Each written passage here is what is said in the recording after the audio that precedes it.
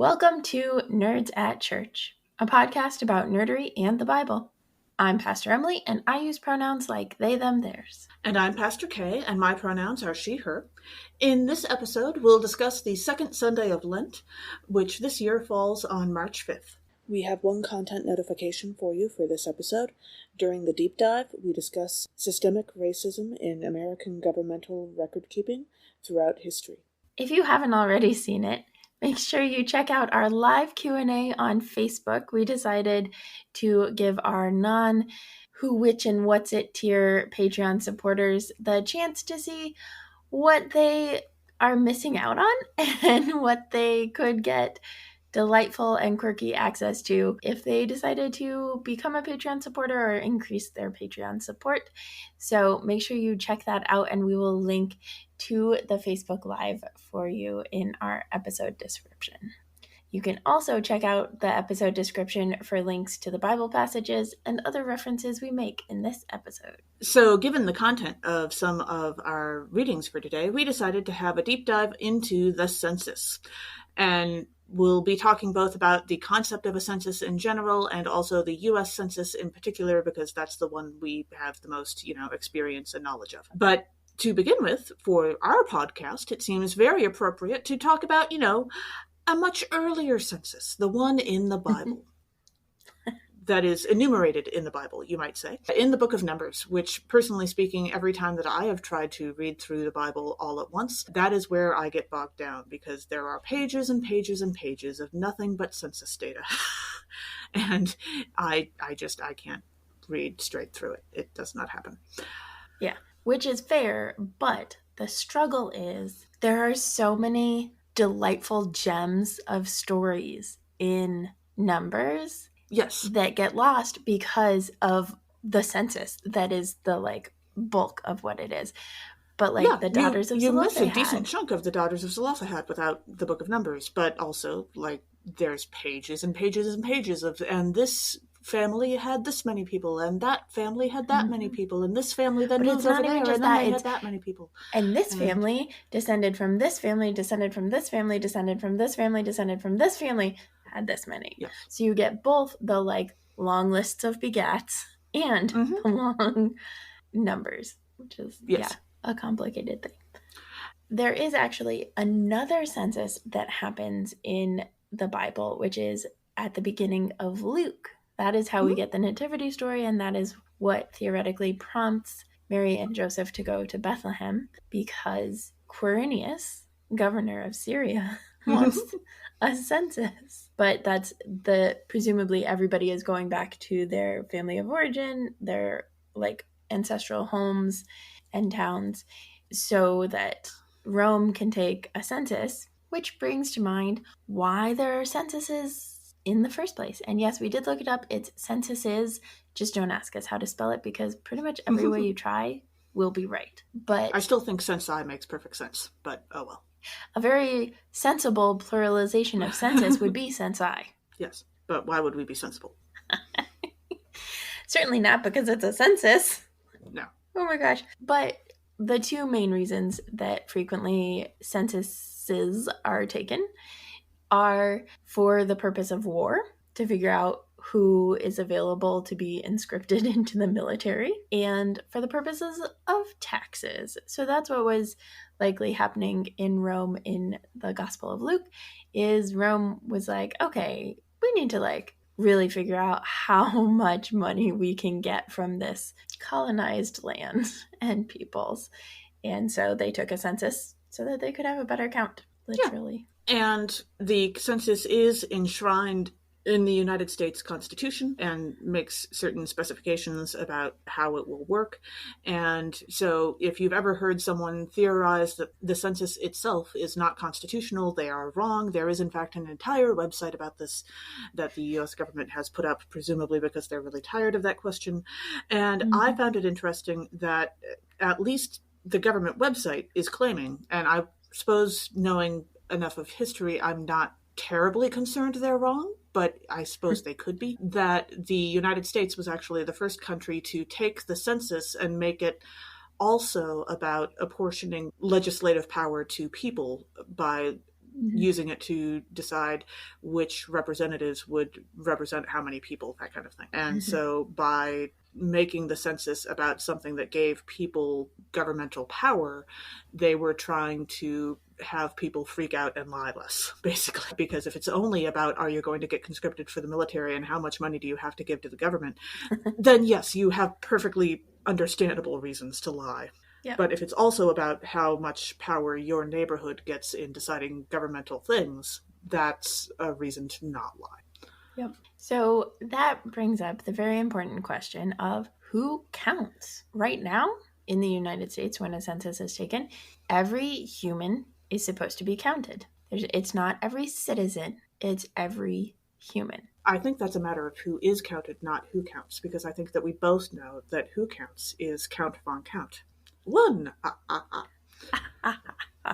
You cheat, because I already put Count von Count down for Let's Make a Muppets musical. You can't steal him from me. Fine. It's true. He is the one who counts. Also, yes. An owl, because who counts? Yes, absolutely. Oh my gosh, this episode is going to be ridiculous. I am not really sorry in advance to our dear nerds. We just did the live show last night, so it's fair. We might be a little punchy. Yeah. So in the very first American census, which was conducted in 1790, the groups of people who were counted included free white people, females and males, and other free persons, and also slaves were counted, but given that, as enshrined in the Constitution, as we will remind you later, there was the 3/5 compromise, slaves were only counted as 3/5 of a person. And we're unclear on, it sort of sounds from the way the government website says this, that the gender of white people was taken into account, but not for those of other races in that original census. Yeah. And then in 1820, they added in a category for free people of color. So it's not exactly clear who other free persons were in 1790, but in 1820, it included free people of color. Sure. And then in 1850, that was when they added 3 more racial categories, and also they finally started writing down the names of everyone in the house rather than just the name of the head of house and then general demographic information for everyone else. Of course, whether or not those names were written down accurately is a completely different question, as many genealogists can tell you. Truth. Also, doing this and expanding to naming everyone means that there were names for people other than the man of the house, right? Because generally for the head of house, it was the white man of the house. Yeah. In 1860, they added in Indian or Native. So they called it Indian, but it would be Native peoples and Chinese. And so it was the first time that Native Americans, American Indigenous, Native people were officially counted, but they only counted those who had, quote unquote, renounced tribal rules. So presumably we're not living on reservations and so. Yes. It seems like it was a way to decrease the representation of tribes and to decrease the population, right? Because tribes had the blood quantum rule, which is you have to have a certain amount of native in you to count as a way of decreasing not all the power. Tribes, but yes. No, it was like the U.S. government imposed that inflicted it, yes. way of counting in those terms. And so it decreased the power of native tribes in their dealings with the U.S. government for tribal sovereignty and those sorts of things, and was kind of the opposite of what happened with people of African descent, which we'll get into in a little bit. 1870, after the Civil War, was the first census that included detailed information on the Black population, and definitely, almost certainly, was still an underestimation of their general numbers, but more detailed information was collected than ever had been before. Right, because this was the first time that the Black population were all supposedly free, right? It was no longer counting enslaved people. And given that Reconstruction hadn't been completely destroyed yet, that's... Yeah, so the place that they said that it was less likely that they had accurate numbers was actually in the north. Yeah, which is fascinating. And then in 1890, they added in Japanese, which we'll come back to in a few decades, as well as 2 more categories for mixed race or biracial people. We're not we're not going through and saying all of the categories, and we're not using all of the words they used at the time because those are not appropriate words to use now. But we are going to link you to the information so that if you want to know all of that stuff, we'll give you some ways to find out what words were being used then that are not used now. Right. Speaking of which, in 1900, they changed the word that they used to record the Black population. Mm-hmm. Yeah. Then between 1910 and 1930, there was a significant increase in categories for people of Asian descent, as well as mixed race categories. The one that I think is the most interesting is that they added Hindu as a category, which is, in fact, a religion. Yes. But again, this is predominantly white people as the ones in power and as the ones taking the census. Yeah, huge. In 1940, the category for Mexican American was removed, and suddenly the United States had a lot more white people because now people of Hispanic descent were included under the category of white. Yeah, which is mysterious how that works. Weird, right? And that's part of what we see throughout the census and how it's changed is this shifting of categories in order to maintain a white majority. Right. In name, at least. And then in 1950, they shifted from categorizing Native people as Indian to categorizing them as American Indian. So starting to recognize that perhaps, people from the country of India might not be the same as the people who are indigenous to the United States. Finally catching up to what everybody knew before Columbus landed. Yeah, although really knowing more than Christopher Columbus doesn't take a ton, let's be honest. But also true. Yeah.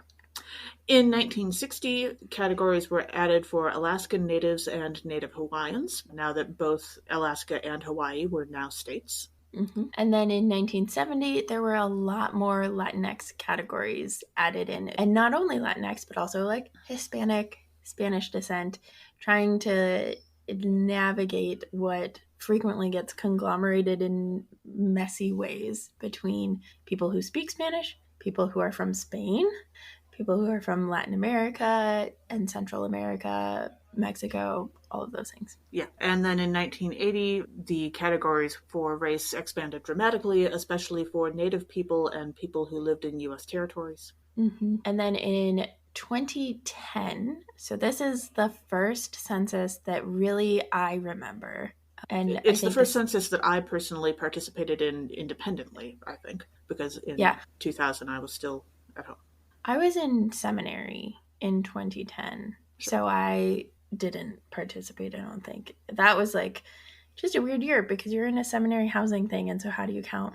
I probably didn't get counted in that census, actually. But 2010 was also the first year that the question about Hispanic origin was made to be explicitly not about race. So it was separate from the question about racial categorization, but also like explicitly said, apart from race, are you Hispanic, Spanish, Latin, or not? Sure.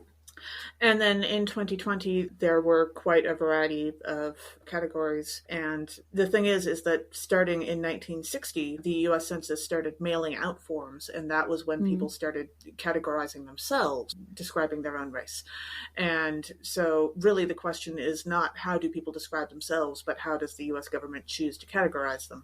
And the list of available categories in 2020 is quite lengthy. We don't have to go into specifics, but certainly includes all those previous groups. You are allowed to either click a box in the census these days, or you can categorize yourself as other and write down something else, and the Census Bureau will do their best to sort you into what they think is appropriate. Yeah, we'll get a little bit more into that in our How Do You Take a Census segment of this deep dive. But yeah, there's a lot of debate about which questions are asked, and we saw this especially with the 2020 census, partly because of who was president at the time that it was taken and the very justified fears that people had about the census. As we mentioned before, a lot of times there's a recategorization that is intended to keep white people as the majority. So that's part of it. In 2020, there was a controversial citizenship question that was attempted to be added and was found unconstitutional. The reality is legislative representation and those sorts of things are not based on citizens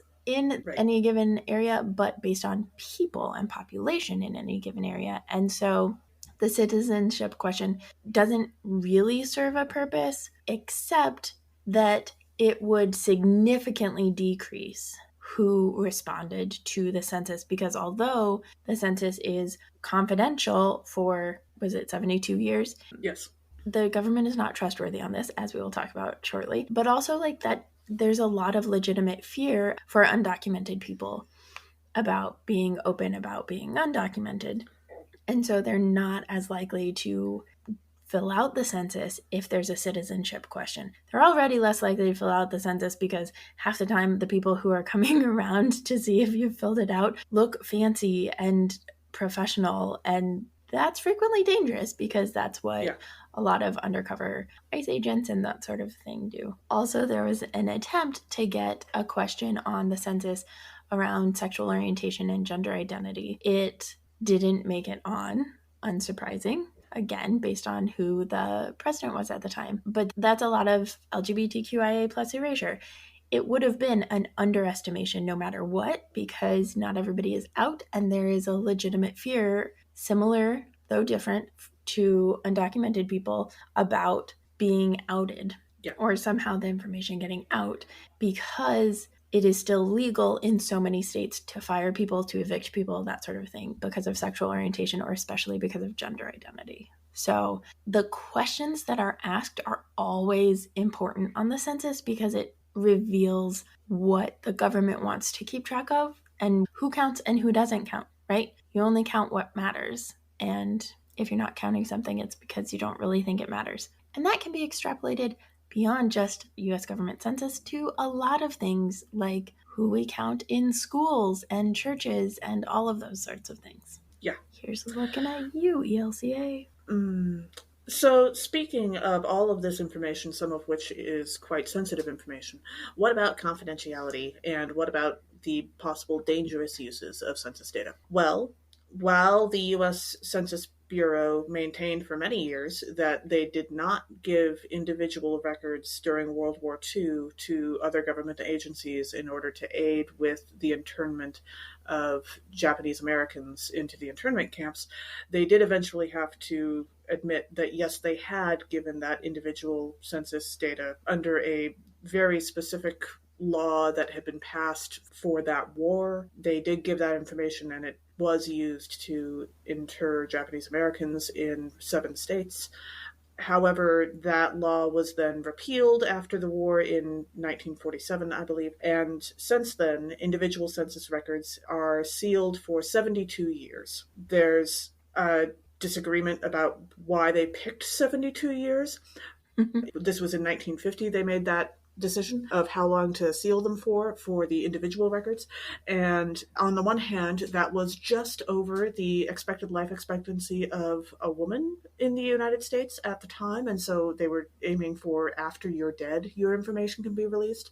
But also, there had been a disagreement in the mid-40s between the Census Bureau and the National Archives, I think, about which sets of the census records were still sealed.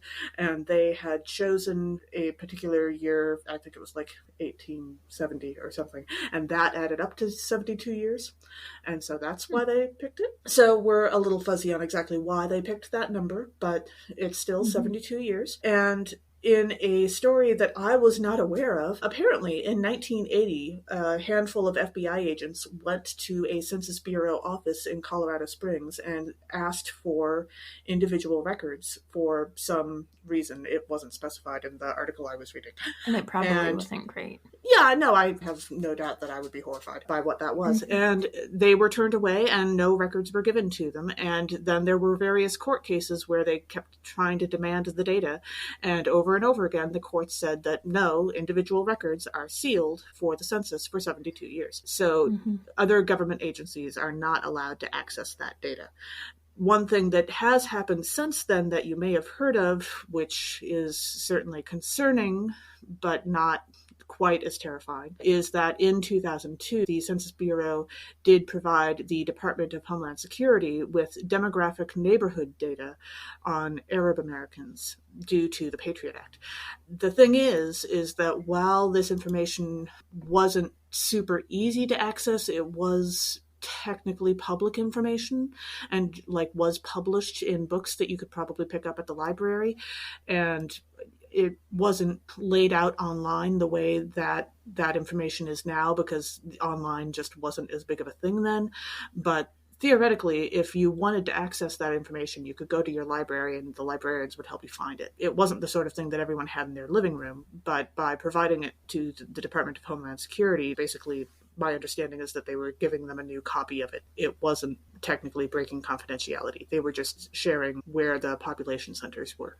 Sort of. Not great, not ideal, but also not nearly breaking trust in the same way that they had with the Japanese Americans in World War II, more specifically. So yeah, and that is part of the larger understanding of when populations are counted. And right in Germany in the 1940s and 30s, the 1930s more so even, right? The Jewish population was counted. The Roma population was kind of counted and kind of determined to be criminals in really complicated and problematic and oppressive ways. Not just in Germany, actually, but yes. Yeah, but that then became part of rounding up people for them. And that's why I think there is such a benefit to having the census be part of how we designate who gets what legislative representation, because we should have more power for more people, but there is so much danger in it too, that reporting can cause harm, not because of the reporting, but because of what the government does with it, which is why we try to do checks and balances and are grateful for the court in, the 1980s, even if we're not grateful for the court in the 2020s. Yeah. And so you may be asking yourself, well, how do you take a census? Well, the U.S. process still states that there has to be a manual count of the people in each area. You can't just take some statistics and guess. Even though that would probably be more accurate. In some ways, yes. But no, it has to be a manual count. Historically speaking, the census was originally taken by people who were called enumerators, which is a delightfully nerdy term to me. I love it. Yeah. And those folks went house to house and filled out forms. And then in 1960, the United States government started mailing out those forms and asking them to be mailed back. And the enumerators only showed up on your doorstep if you hadn't filled yours out after a certain length of time. Mm-hmm. And in 2020, they began to do online and phone options, especially because of the pandemic. And so you could fill it out online. And if you didn't fill it out by mail or online, someone might call you, or you could call in and they could take down your information for you. Yes, in a variety of languages. Yes. The tricky part about the self-reporting is this possibility for other options, right? They now have a lot of spaces where you can put other and then fill in the blank, which is wonderful at its heart because it creates the space for people to identify as themselves. Yes. But then those fill in the blanks still are categorized into a certain set of demographic options. I know in Spinning into Butter, which is a play that I read in my college honors class with Novian Whitsitt, fantastic professor, they were talking about, and one of the characters was talking about being New Yorkian, I believe is how they said it. I don't have the book in front of me. Sure. Yeah.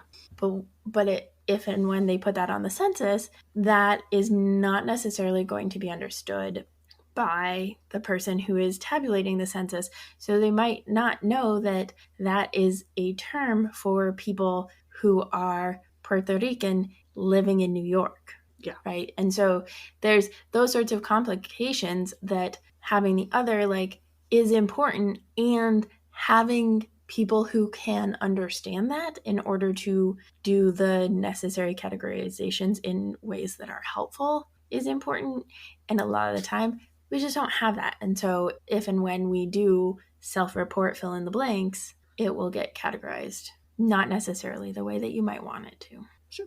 And then, as we mentioned, the U.S. process officially is for legislative representation. So it is to help figure out how to spread out the House of Representatives and how many representatives you get per state, and then how it's split up in the different areas of the state for districts. And many states also use it for the legislature within the state as well. And it contributes to resource distribution. This is more complicated because of mostly racism in the United States, that it should be the more people, the more resources. That's not always the case. That's not always how it plays out in states. That's part of gerrymandering, but it's also part of just the reality of the United States and racism and white supremacy in the United States. So that one's more complicated, and you are welcome to look into it. Or if you know more about the census than us, please send us a not so angry or angry email and help us share more, learn more, know more, do more. Also, as is probably not surprising, the censuses are not actually all that common in shows and movies and books. But my favorite place, and the place where I learned the most about the census until anti-racism training in seminary and today, was a West Wing episode, because West Wing just had some amazing gems that, yes. And in that episode, which was called Mr. Willis of Ohio, they were talking about the possibility of starting a pilot program of testing that whole, let's try using statistics and math instead of doing a manual count in some areas and see if that gives us better numbers.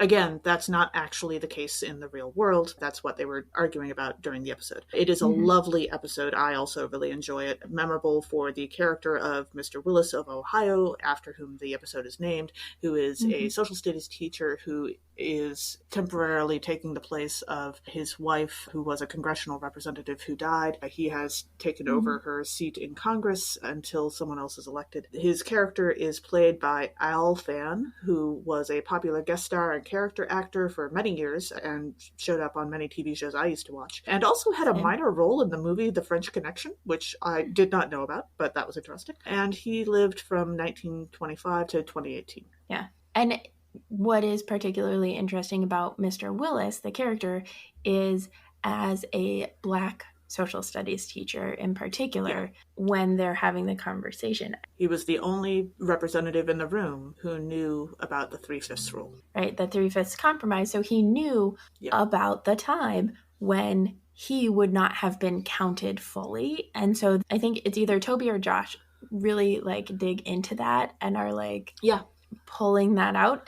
But also he's one of the very few characters in the entire run of the show who is an elected representative who allows himself to have his mind changed by good arguments. That almost never happens. Yeah.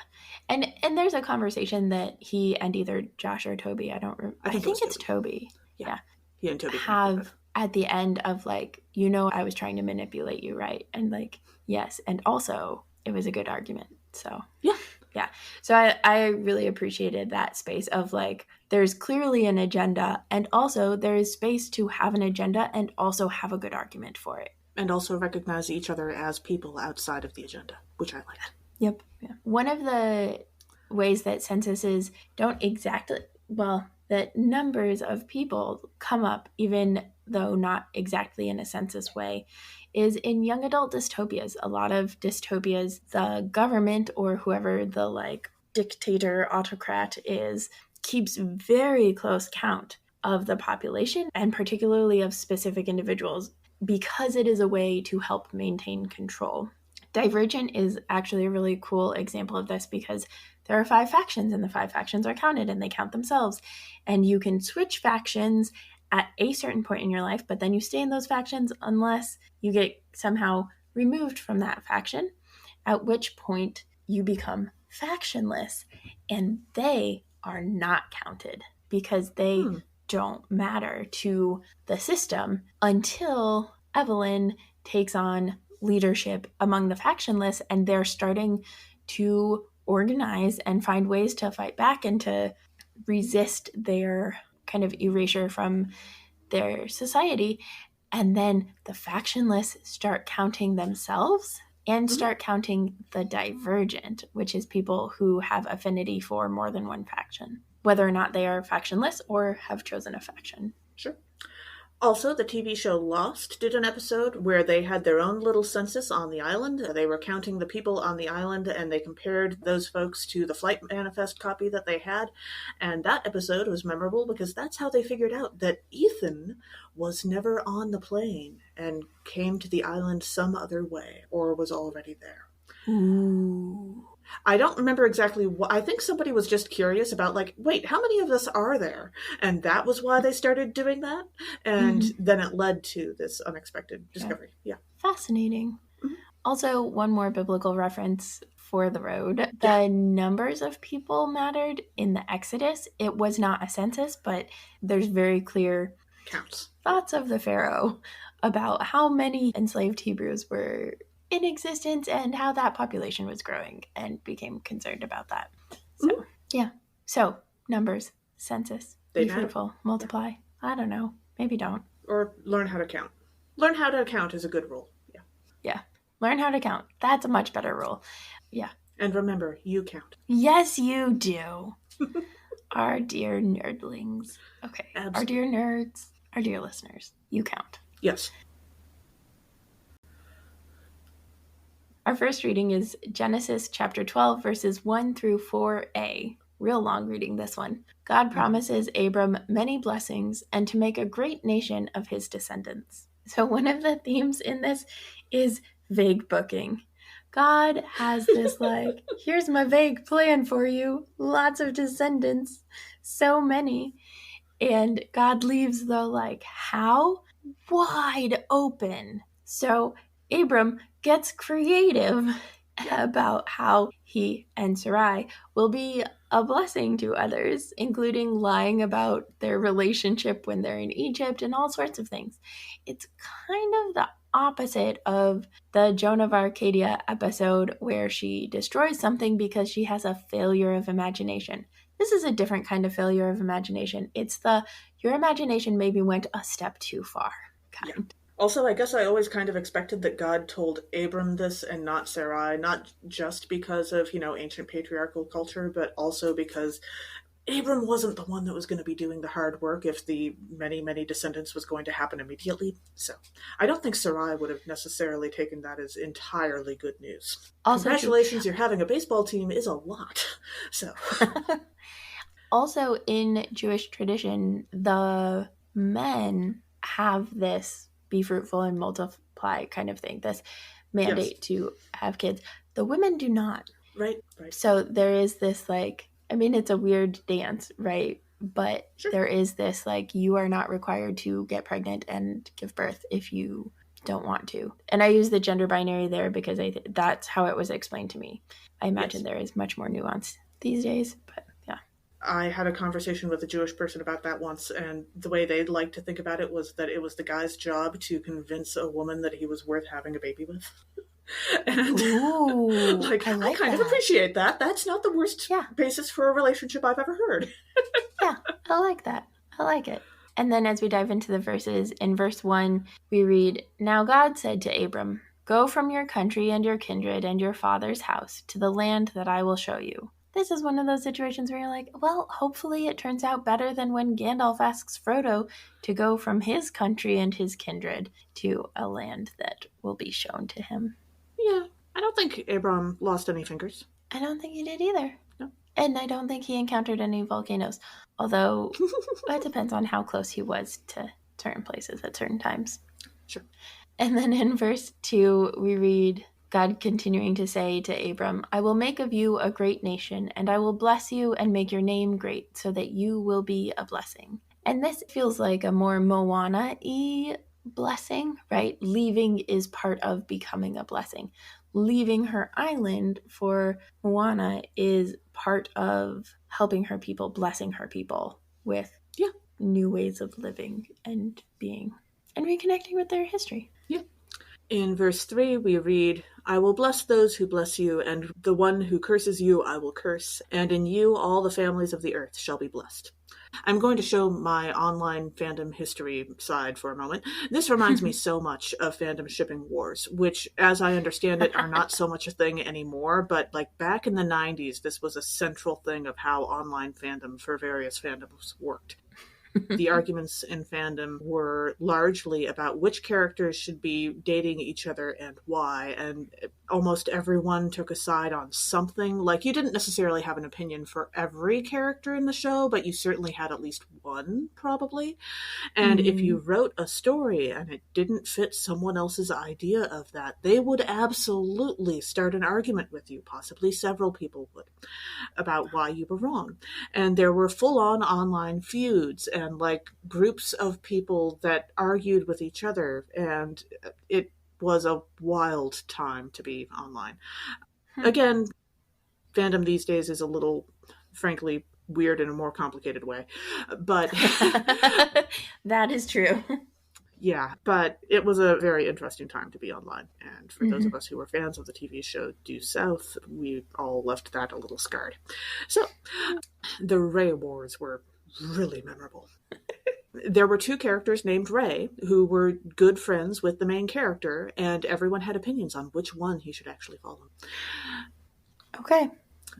Yeah. That's a choice on the author's part, too, to have two friends named TV Ray. show. Well, it was actually a plot point because the one Ray was taking over for the other one when the first one had to go into, officially speaking, he was in witness protection. Unofficially speaking, he was actually impersonating a mafioso who had died and like giving information to the FBI or something. I don't Oh, I think you've talked about this show before. Yes. And I just forgot. Okay. I mentioned the hilarious bit where the Canadian main character comes back to the police station in Chicago, and everyone is calling this guy who is not his old friend Ray, and he like starts taking down notes of all the ways that this Ray is different from the old Ray, and no one will listen to him, and then he finally finds out why. And then in verse 4, we read, "So Abram went, as the Lord had told him, and Lot went with him. Abram was 75 years old when he departed from Haran." Now, that second half is not officially in the reading for today. We're technically only reading the first half. Details. Well, yes, on the one hand, yes. And, like, it's not like they're, omitting this half because it's a super complicated bit that would be terribly involved to explain. And it's also, I think it is actually kind of applicable to the story. Like, the mental picture that you have when someone tells you that, Abram went to where the Lord told him, changes quite a bit when you find out he's 75 years old, like your mental picture. And so this is not a young man who is starting a new adventure. This is very reminiscent of John Scalzi's story, The Old Man's War, in which the military recruits the elderly and then gives them young new bodies in which to be members of the military. And it's a complicated thing. And it's still on my to-read list, sadly, but I've heard excellent things. But there's a whole series. Okay. Yeah, that seems weird. But okay. Yeah. And then our second reading for today is from Romans chapter 4, verses 1 through 5 and 13 through 17. Abraham's example shows us that we are reconciled to God, not by what we do or don't do, but by our trust. So, trust being a major theme in this. Technically, the word you'll probably see if you read the passage is faith, but faith in a biblical sense is about trust in God, not about belief. So we're talking about trust. But my favorite way of talking about this and the way that it was explained to me in a Lutheran confessions class in seminary was that the faith, the trust part is important because if God gives everybody grace, God gives everybody this gift. So it's as if somebody like gave everybody this fancy, environmentally friendly car that was not a Tesla and had no like bad things associated with it, right? And they're like, yeah, there's a car for you to help you get around as you need to. It is in the parking garage in this spot. You're not earning it. You didn't do anything to earn it, but you do have to trust in what the person is saying to go check it out and to make use of the car. The car is yours. Whether or not you use it and how you use it is a matter of trust in its existence and in the person who is telling you about it. Yeah, and whether or not you believe that the car being provided to you is actually functional. Also true. And won't, explode. Not that any, Or drive itself into it. a tree. Yeah. So in verse 4, we read, "Now to one who works, wages are not reckoned as a gift, but as something due," which is totally fair. And when your employer starts treating wages as though they are a gift, that is when you unionize. Just ask Christian Bale's character Jack in Newsies. So I looked at that same verse and was like, louder for those in the back. If you can't pay a living wage, you don't deserve to have a business. And if you don't like that, take it up with those who didn't pay you enough to earn enough to save enough to make the business. And the government, who doesn't regulate wages to be high enough to be living wages for everyone. Or turn yourself into a nonprofit so you can have volunteers. Also that, which is also tricky, but like less, like people choose whether or not they want to be volunteers, not, That's true. Usually. Mostly. Yeah. Usually. And then in verse 15 we read, "For the law brings wrath, but where there is no law, neither is there violation." And that's a complicated sentence that I'm not going to get into all the like complicated how we interpret it today compared to 2,000 years ago. But it does kind of point to this reality that making the laws is wielding power. And the ways that we make laws and enforce laws is more about power than about justice or what is right. Yeah. And then in verse 16 we read, "For this reason it depends on faith, in order that the promise may rest on grace and be guaranteed to all Abraham's descendants, not only to the adherents of the law, but also to those who share the faith of Abraham, for he is the father of all of us." Okay, so not everyone can follow the law. That part I am entirely on board with. I have ADHD. There are plenty of rules I just cannot follow, despite good intentions otherwise.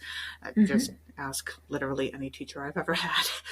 But the thing is that this is implying that everyone can have faith. Now, Emily made the point earlier about faith in the Bible being more like trust and less about belief. But the thing is, it's awfully hard to trust in something that you're not sure exists. Right. And the thing is, I still struggle with this aspect of it because I've known people whose brains just like they don't work that way. They're too concrete. They can't really believe that something exists if they haven't experienced it, if they don't have direct experience.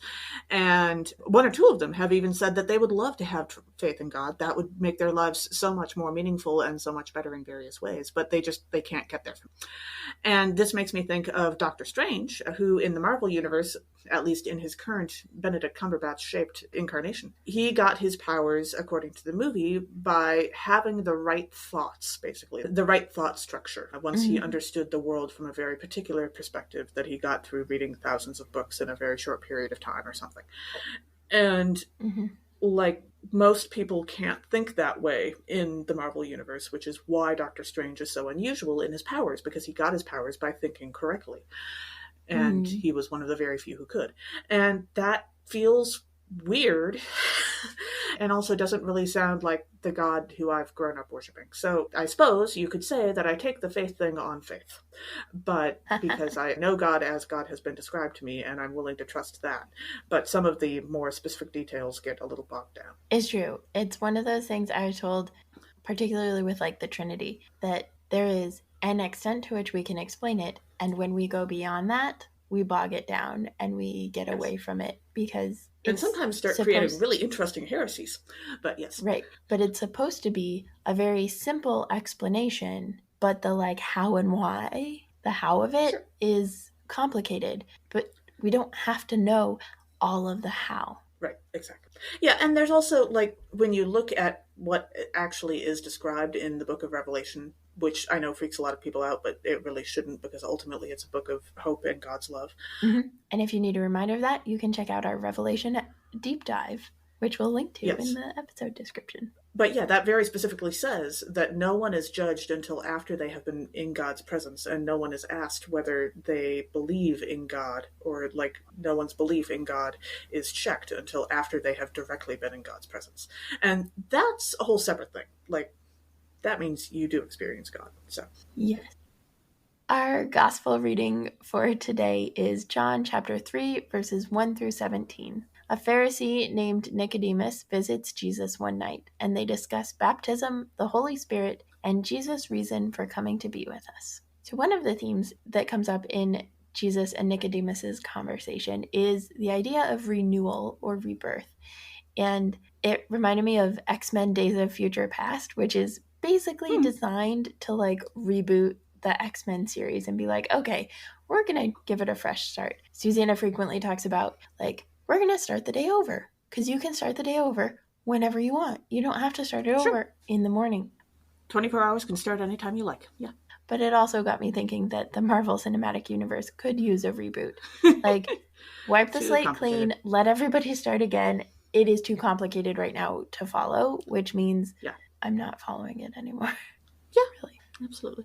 And then as we dive into the verses, in verse 4, we read, Nicodemus said to Jesus, how can anyone be born after having grown old? Can one enter a second time into the mother's womb and be born? I love that verse. Right. The logic of it. No, doesn't seem possible. Yeah. And yet, if you're a clone in the TV show Foundation, you don't even need a womb. Like, you're Empire, the embodiment of the Empire. So you basically don't need anything you don't already have. And also, there's like always a clone of you getting ready to be born and following you along in the like life process, just in case you die so that you can be replaced immediately. Not from a womb, but from some giant tube of floaty liquid stuff. Okay, then. Sure. It's a weird dystopia. Yeah. It's a sci-fi dystopia. Like And then in verse 6 we read, what is born of the flesh is flesh, and what is born of the spirit is spirit. And this verse always makes me think of Star Trek, the original series, because there are several episodes throughout that series where they encounter creatures of new-to-them species that are usually quite alien and different from humans. And they struggle to understand those species. In fact, sometimes they struggle to understand whether they're dealing with a species or are they just dealing with a, like, rock that moved when they weren't noticing, or are they dealing with a sentient species versus a more like animalistic species in terms of understanding. And so they struggle to understand these species, and often what happens actually is that partway through the story, the creature will have a baby, or they find a baby version of the creature, and that is part of their realizing that these space creatures aren't actually all that different from themselves, because even though the baby also seems, you know, very alien and different from them, they can definitely still tell that this is a baby. And so that was a common thing that they did in the show. Kind of like in Mandalorian, where the 50-year-old Grogu is still a baby, and you can tell that he's a baby, even if he's 50 years old. Sure. Yeah. I also looked at that verse and was thinking about Foundation. Full disclosure, I've been marathoning Foundation, which is on Apple TV and has like 10 episodes for this season, because for Horror Nerds at Church, we're recording an episode, spoilers for everyone, with Lenny Duncan. Nice. And we're talking about Foundation, and so I'm like trying to finish it. So that's why all of my stuff is about Foundation for the gospel. But in Foundation, I think about this distinction that is nowadays pretty problematic, and like the binariness of it is, of course, a false binary. But in this one episode towards the end of Foundation, so spoilers, Zephyr Halima Ifa, who is one of the leaders of her religion, figures out that Demerzel is actually a robot. And she's been in this like, oh, you have to have a soul to be like real. And like the question of if the clones, the Empire clones, are real, because do they have a soul? And then all of a sudden encounters this person who clearly has compassion and like all of the things that we attribute to the soul and the spirit, and yet is a robot. And she ends up being like, no, you know what? You do have a soul, even as a robot, which is lovely. Cool. And then in verse 14 we read, just as Moses lifted up the serpent in the wilderness, so must the Son of Man be lifted up. And as I said in the Facebook Live Q&A that we recorded last night, but obviously this episode is being released rather later than that, this verse is the source of one of my very favorite deep dives that we didn't have a guest for from the first season of Nerds at Church for the 4th Sunday of Lent. The story that Jesus is referencing here is just very trippy and weird and like even so weird. And even people who are extremely well-schooled in ancient Jewish history confess that they are kind of lost on that one. And I love the fact that the world has changed so much that we try to understand that story, but we don't have a lot of basis for it. And I find the fact that we don't understand these things very reassuring, because that means that it's okay if we don't understand other stuff too. It's true. It's true. That is a very good point. And I love that episode. And I love how much you delight in that episode. Yeah. I think that was actually the first time that we just were nerding out about the Bible, about something that it wasn't because we knew that a lot of people had questions about it. It was because this is just deeply weird, and actually most people don't know about it. And so that was fun. Yeah. Yeah, it was a good first time that has then been repeated as we've done deep dives into barns and things. And now for our least mathiest segment. Let's make a Muppets musical. Emily, do you have anyone who you would like to add to our cast for the Muppets Bible musical? Absolutely. It would not be an episode about the census and about the blessings of many nations and how very many people and descendants there will be if we didn't count them. So of course we shall cast Count Von Count to help Abram and Sarai keep track of all of their descendants, and even to help God, because Count Von Count someone is has really to write good numbers. at counting. Yeah, absolutely. What about you? Well, I was thinking about, how do you illustrate these many, many descendants who will be more numerous than the stars? And I think my favorite option for this is to bring on a bunch of yip yips, the ones who say yip, yip, yip, yip, yip, yip, or nope, nope, nope, nope, nope, nope, because they are sort of if you need a Muppet that multiplies itself over and over and over again, they are the go-to Muppet for that, because you can have a whole stage full of them in almost no time at all. And so I think the yip yips would be a lovely illustration of the many descendants that Abram would have, and of course they would all be agreeing with God about how Abram would have many, many descendants. Yep, yep, yep, yep, yep, yep, yep, yep, yep. I think that is a fantastic casting. I'm here for it. Yeah. Thanks for joining us. Catch us next time when we'll discuss nerdery connections to the scripture readings for the third Sunday in Lent. This podcast has been produced by us, Emily Ewing and Kay Rohloff. For more fun, check us out on Twitter and Facebook at Nerds at Church, or contact us at nerdsatchurch@gmail.com. Also, if you like what you've heard, rate us or leave us a review on Apple Podcasts, Facebook, or wherever you catch your podcasts. If you want access to our uncut guest episodes and interviews, live Q&As, and more, support us on Patreon at patreon.com/nerdsatchurch. It's cheaper than starting a lawsuit against the U.S. Census Bureau to try to get individualized information that's going to be sealed for 72 years. It's also cheaper than doing the census. Yes, that too. Or paying the taxes levied by the census because of the census. So many things it's cheaper than. Yes, absolutely. That's really the important part. Mm-hmm. And yet of so much priceless value. Yeah. Also, let us know on Facebook or Twitter who you would cast for Let's Make a Muppets musical for this episode. As the ancient Christians said, Pax Vobiscum.